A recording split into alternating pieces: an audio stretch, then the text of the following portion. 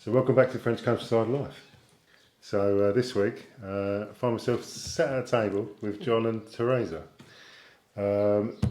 You may, if you've been a long time watcher, you may recognise John from Five Blokes in a Bread Oven. Yep. Which is one of my favourite videos. So I'll put a link in the description for you to go and take a look at that. That was a classic.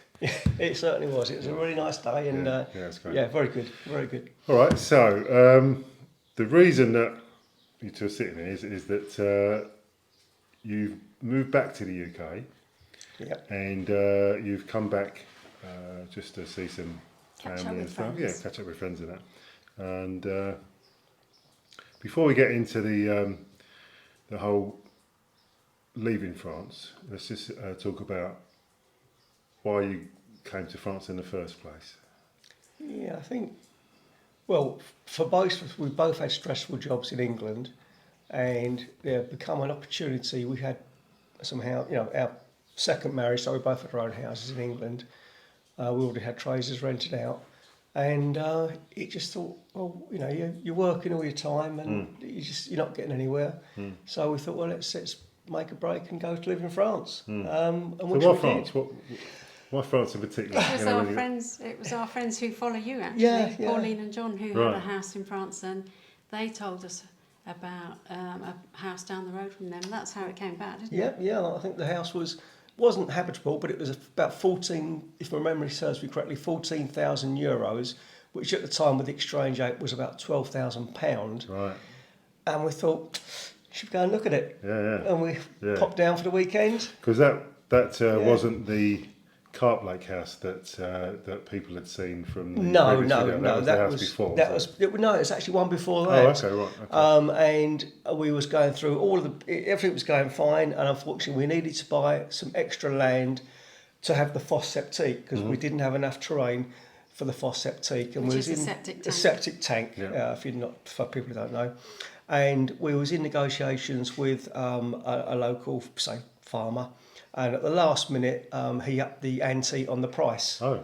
Okay. So it wasn't a mistake. It was quite genuine. No, it wasn't a genuine mistake. It was actually quite blatantly done. Yeah. So I said to Teresa, "Sorry, walking away, Not doing it. not doing it." And then we found our cottage, which we bought that, and then sold that, and then bought the carp lake. Bought the carp lake. Yeah. How did you feel when John said, "You know what? I'm going to buy a carp lake. I've got this great idea. I'm going to buy a carp lake." He didn't actually. It's not how it happened. He made a big pond in our first house in France. Right. He got some help with a digger, and he had a big pond there. And then when we said we were moving from that house, some French friends said, "Have you seen this house a few miles away with a big lake?" So John got excited.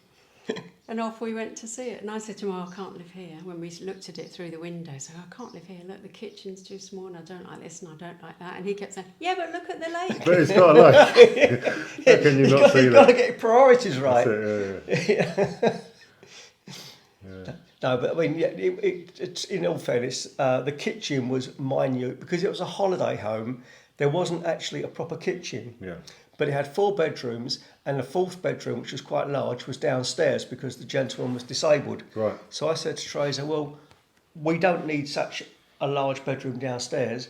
I could convert the bedroom into a kitchen. So that's what we did. And look at the lake. And look at the lake at the same time. So was it bought with the intention of running a fishing business, or was it? No, it was just never like a side.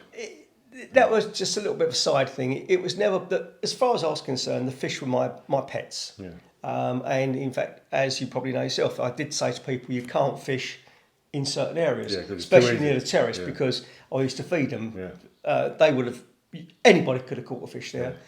So no, it was never an intention, and we never ran it as a commercial business. We did have fishing matches. We had people come over from England, but what we used to charge them was minimal. Yeah. So what year was that when you bought that place? 2013. Was it 2013? I thought it was 12. About 2013. Yeah. So back then, was it the intention that this is the final place we're going to stay here for the rest of our life? And or did you not talk about that? It never was for me, Colin. I never went to France thinking I'm going to spend my whole life there. Right. And I never had any plans. You know, people say, oh, I have this dream and I'm living the dream. I never had any dreams or any plans. It's just we saw this amazing place, didn't we? We saw the cottage. Our work was stressful. We gave up work and went and lived there. And then we saw the amazing place with the lake. So I never really had any plans or any dreams. No, it was just like sort of see what comes along. But it was never the intention that we would live and say die in France. It was basically at some stage we will downsize or we will change our lifestyle again and whatever. And it just unfortunately happened with COVID that changed a lot of things. I think it changed plans for everybody right around the world. Yeah.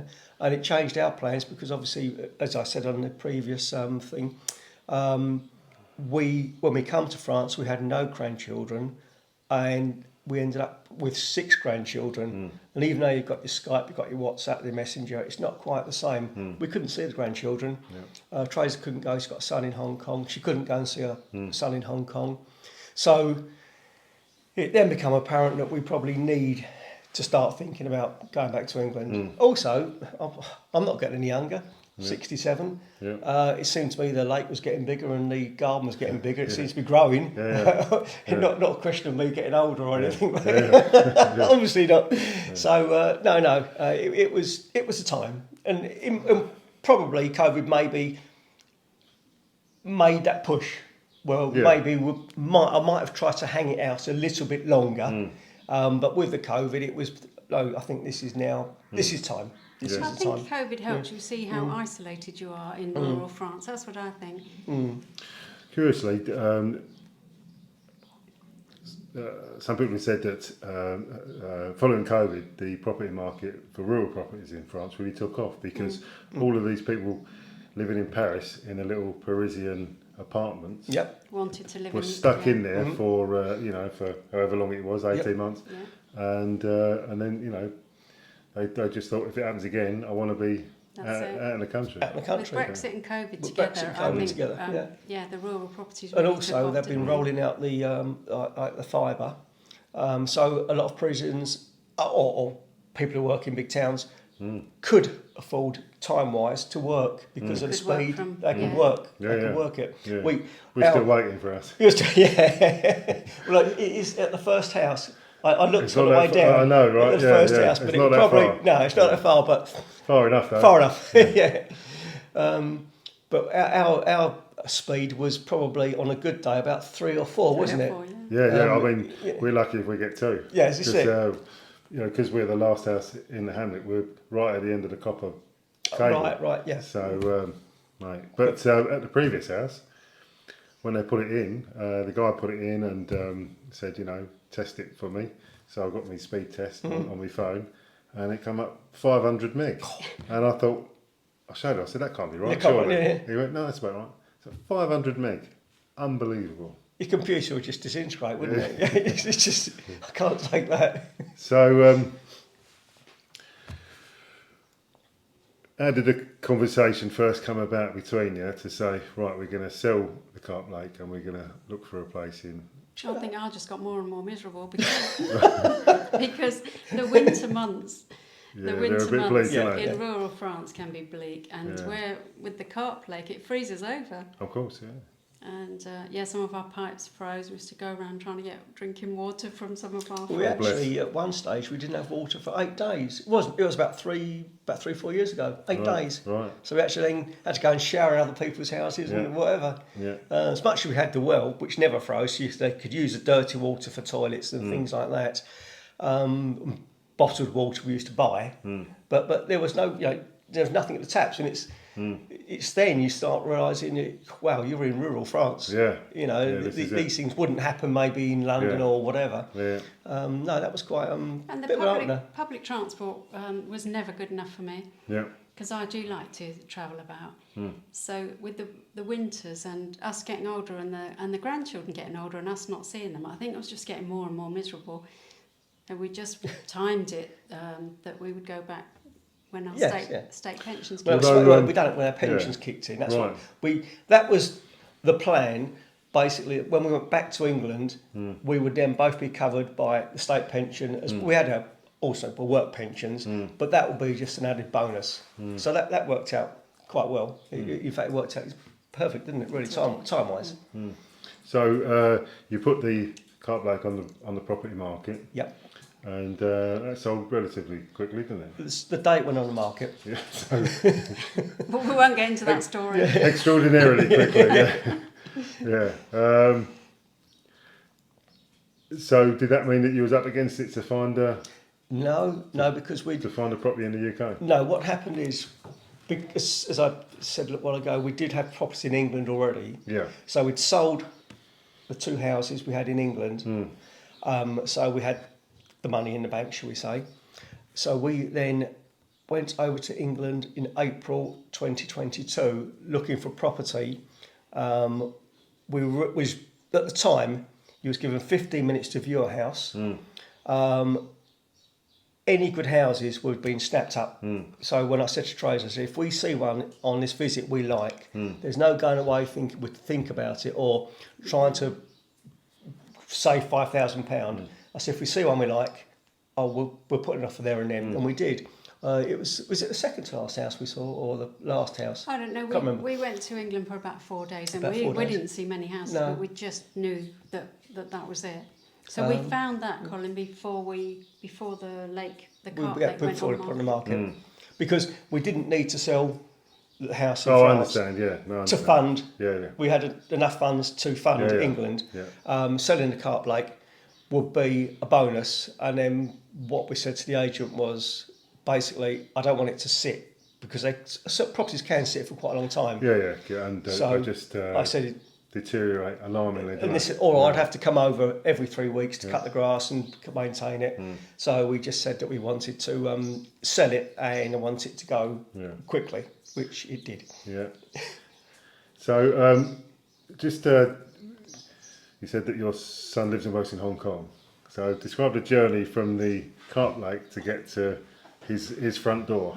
Somebody, probably John, would have to take me to one of the major towns, Right. Alençon or Mayenne or Le Mans, which might not mean anything to people, but then you get a train up to Paris, and if you're lucky, the train would go to Charles de Gaulle Airport. And then, so it is Not too bad, actually. It's relatively straightforward. Yeah. But then you normally had to change at Finland, Helsinki, didn't you, or Dubai? Sometimes, I've changed in different places. I don't think you can go direct from Charles de Gaulle. I can't remember now. But it was a 20. It was a day, at least a day. Yeah. And then Terasa, when she had to get to Hong Kong, they live an hour and a half. So there'd be a cab waiting for her. Yeah. And then sort of another hour and a half journey because he lives in a little village called Sai Kung, which is a small fish. Well, so it's small. It's not small, but they class it as small fishing village. Yes. Yeah. But it was a bit of a trek, wasn't it? It was. Yeah. So just coming back to the UK house, I've seen some pictures of it. Looks fabulous. That looks fabulous. And you've got yourself a carp pond, I suppose. A pond. It's a pond. Carp pond, No pond. When does a pond become a lake? Do you know? Definitely not this one. This one. This one is a pond. No, this one is definitely a pond. Yeah. No, that was probably my first. And you live right by the sea. Oh, there's plenty of water. I know, but you don't get many carp in the sea. No, it was. That was probably one of my. I think the first thing I actually organised was have the carp. Well, have a pond built, and it is a pond. It's 3 metres by 3 metres, so it's a pond. Yeah. A little bit of a come down from what we had before, but that's fine. Then I had an aviary. I built myself an aviary. And then I thought, I suppose, about concentrating a few things for Terasa. I don't know why she went happy with that. So the house is done now, as good as there's always a few little things to do, isn't there? But the major expense is done, the built-in wardrobes and all, because we left all of our furniture in France. It was ridiculously expensive to try and take it back, and also it wouldn't have fitted. It wouldn't look right. So we sold the house with all the furniture, and so when we come back to England, we didn't have hardly anything. So I literally went on eBay for the first week, getting a table and chairs for like £20, a sofa for £26, didn't I? just to tide us over. Because what we didn't realise was you walk into one of the big places, order Dreams for argument's sake, order, we'll have that bed, 12-week waiting list. Yeah, easily, if not more. Cause It was 12, 16 weeks. Yeah. Some places we ordered a sofa bed of a certain size, and he said, we can't get the parts, so I can't give you. Don't know when it's going to, 16 weeks. 16 weeks, minimum type jobbing. So you're back in the UK now. Yep. How long did it take you to get back into the swing of living in the UK? Because it's very different, isn't it? It's very It is very different. Yeah. But it didn't take actually very long. No, we adapted really Very, quickly. very adapted. The only thing, my main sort of adaptation was trying at the traffic, which I do find bizarre because of obviously my past, being a bus driver and being a chauffeur. Yeah. But the traffic is just horrendous as opposed to here. When we've been today to, where do we go to? Saint-Julien. Saint-Julien, which is 12 kilometres. I saw 3 cars coming the other way. Bloody traffic's murder. I know, I couldn't believe it. Just 3 cars coming the other way. You think, what are you doing on the road? There wasn't a car in front of me. When we come out of St Julian, a car did start coming up behind me. Really? And I thought, I just pulled onto a bit, just to let them go past, because with the French, they will drive right behind you. Not aggressive driving. No, just close. But they'll just be close, and you'll be doing your top speed, and they'll just be sitting behind you. It's just the way they drive. Just the way they drive. Actually, I've found that they're really, really good with lane control. If you're on a dual carriageway or a motorway, they'll stick normally in. Come back in. Come back in. 9 times out of 10. Yeah, really good with lane control. Got no idea of stopping distance. No. They think stopping distance at 60 miles an hour is Is about an inch. about An inch 8'6". Isn't it? Yeah. But anyway. Again, unfortunately, that's down to our training as being chauffeurs and drivers. So, so let's talk pros and cons. So the pros of living back in the UK. For me, it's public transport Okay. and the fact I can get to see the family now. Right. Because I don't want to drive in the UK after having driven in France for 10 years. I don't want to drive in the UK. So I can jump on a bus, jump on a train, and we're not that far from Gatwick, so Everything is just get around is accessible, isn't it? We can walk out our front door. 2 minutes later, there's a bus stop. You can go to Bognor, and it takes about 6 minutes by bus, or you can go to Chichester, which takes about 15, 20, depending on the traffic. You've got the mainline station at Chichester. You've got a mainline station at Bognor. So last week we went up to Norwich to see Lee's house, which is buying. The Portsmouth, we're not far from Portsmouth. We went to Isle of Wight as foot passengers a couple of weeks ago. So I love being able to get around, and that means I can get to see the grandchildren easier than coming all the way from rural France. So any other pros, like the shops being open and yes, I mean it's so easy. There's so many things we can get to, isn't there?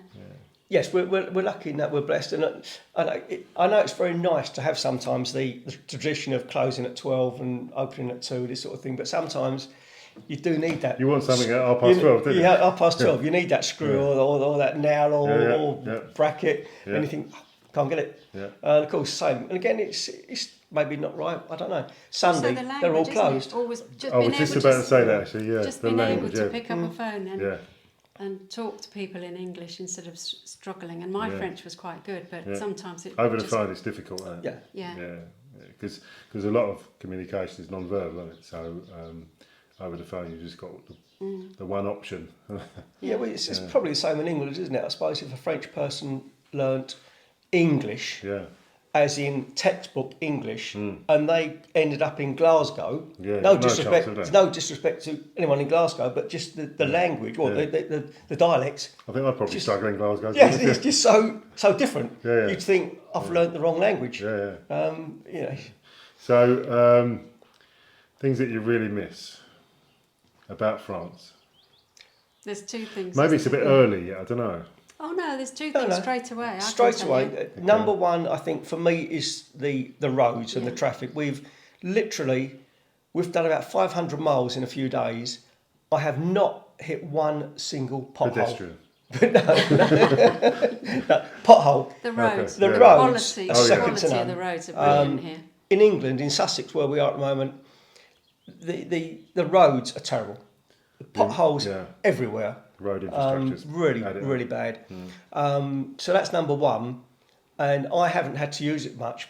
Nor has Trace had to use it much, but the National Health Service in England, you can't get an appointment. It's very hard. Well, you very can, hard. but Well, you can, it's but just, it's very very difficult. difficult. They have this ridiculous system where you have to phone at 8 o'clock in the morning. You can wait an hour or longer on the phone trying to get an appointment. And when you do finally get through, you've got to be free that day. So I don't actually understand how office workers ever get to see a doctor. Whereas the healthcare in France is just Second to none. excellent. It is outstanding. Brilliant. Yeah, Outstanding. I've had to use it twice, to quite a level, and they've really looked after When you me. hurt your wrist, didn't you? I broke my elbow, yeah. and I had a hernia as well, and they just looked after me impeccably. Can't praise them up enough. So, what does the future hold for you two, do you think? I think we'll be in Sussex for some time, I'd won't imagine we? so. We've sort of thought that probably 10 years in the house we're in Right. will be, that will take me to sort of 77, 75, depending on how that works. Again, we don't set anything cast in stone. No, we don't make And our as long plans as with our it. health hopefully holds out, then I think probably by that time, another 10 years' time, it'll be probably downsizing again. Right. Hopefully not to go into the residential, The care home. Hopefully not, And then he'll get a paddle instead of a pond. I'll be getting one of those, little paddling pools. Probably be a paddle under the chair. Wouldn't it? Probably, with a few plastic ducks or a few. But no, it'll probably then be a bit more sensible. We've got, for a newish house, we have actually got a big garden. It's it's the second house to the end in a cul-de-sac, and it's not a through cul-de-sac. So it's actually, the garden is for a newish house. It's 130 foot long and 50 foot wide. Yeah. So that is quite big for a sort of newish house. Probably that'd be too much. Yeah. So, even though it's relatively early days, any regrets at all? Oh, not for me, no. No. I think we have It was still the got right some. time. It was definitely. Oh well, I would like to have gone a few years earlier, really. But we got some lovely friends here, and we can still see our friends, can't we? As you can see now. Yeah. And we're going to see some more people tomorrow. When do they turn up then? Are they? You can always keep in touch with your friends wherever you live, Yeah, can't of course. you? Yeah, no, it's. I haven't got any regrets, and I thought I was going to really miss the lake. Right. But I don't. I seem to remember the amount of work that had to go into it to keep it looking like You it said was. to me, I think it was yesterday, you said to me that when you was living at the other place, you'd sit down and you'd have a list for the day. I've got to do this and this. But you find yourself now thinking, What should I do? what shall I do today? Yeah, I know. Which is nice. Isn't This it? is nice, and then I can now rekindle my passion for sea fishing, which unfortunately in this area you're a long way from the sea. Yeah. I'm now 5 minutes. There's some good fishing on the southwest coast where we are. Absolutely. Yeah. I can go to the local canal at Chichester, fish there. So there's some big lakes. There's a carp lake not far from me, but if you want to spend nearly £1,000 just to join it, I think You're don't all need right. to. You're all all right. Yeah. I can. I've got a pond. Yeah. I've had that, been there. Yeah. No. I don't really actually miss it. And again, like this time, we're back seeing friends. We've seen some friends of Trazers just over an hour from here, staying with you guys for a couple of nights. And then we're up to spend a couple of nights with some other friends near where we used to live. And then another couple of nights with some other friends. So this is a night, 8 days. Brilliant. Yeah, it's nice. Can I It's just really add nice. one Absolutely. quick thing? What I'm really pleased about is that we actually did it. You see, Yeah, of course, yes. many people that we've met over the years have said, I always wanted to live in France, and they Oh, never yeah. did. Yeah. So we actually did it. We don't have any regrets. Nope, we not at all. left at the right time, and we won't be one of those people that say in 10 years' time, Shoulda, I wish we'd coulda, done woulda. it. Well, Yeah, shoulda, coulda, woulda. there's so many people when we said that, you know, we said 12 years ago, we're going to live in France. So many people said, you're so lucky. I wish I could do that. There's no luck involved. There's no is luck there? involved. No. It was hard work on both of our parts originally in our former lives. Worked hard to get where we was, and then you think, well, okay, I've done it. I'm now go to France. Okay, let's do it. Let's do it. It's being brave. You It's have being to brave, be brave to make that step. Oh yeah. I mean, the only one thing I would sort of say is that we was in a fortunate position where we didn't have to sell our property to buy a property over here. No, I understand, yeah. Because I was an only child, my mum died. The house come to me, so that was handy. Where other people are not in that fortunate situation, that was a help, a real great help. We didn't have to sell our property in England to finance living in France. Yeah. Well, thank you so much for coming. Yeah. And thanks for doing this. It's very much appreciated. And I hope people have got a different perspective on it, because it's almost like there's a bit of a stigma to it. I think for some people to say, well, I came to France and then they went back. Went back, yeah. But it's really not. It's a choice. Isn't It's it? a choice. It's also the reason. Some people come to France thinking they're going to make a living. It can be quite difficult to make a living. Yeah. As we said on the last one, it doesn't take 5 minutes. It takes a long time to Oh, yeah. build up Yeah, absolutely. a proper sort of work base and whatever. Whereas some people maybe just don't do their homework maybe quite enough. It needs to be thought through. Yeah. I mean, unfortunately, there's a lot of builders in France Yeah. that weren't builders in France when they left England. Yeah, that's right. Yeah. So yeah, I think you need to think it through a little Yeah. bit. But certainly no regrets about doing it. Brilliant. None whatsoever. None whatsoever. Good. Yeah. All right. Well, as I say, thank you so much for taking the time to do this. It's much appreciated. So we're going to do a Q&A probably in a couple of weeks. So if you'd like to send in your questions either to the email that's in the About section of the homepage or in the comment section, ask what you like. Yeah, just ask what you like. We'll endeavour to answer every question. And if you'd like to give the video a thumbs up, press the notification bell, maybe share it on social media, maybe think about subscribing if you're not subscribed already. And all that leaves to say is mine, there you go, and I'll see you soon.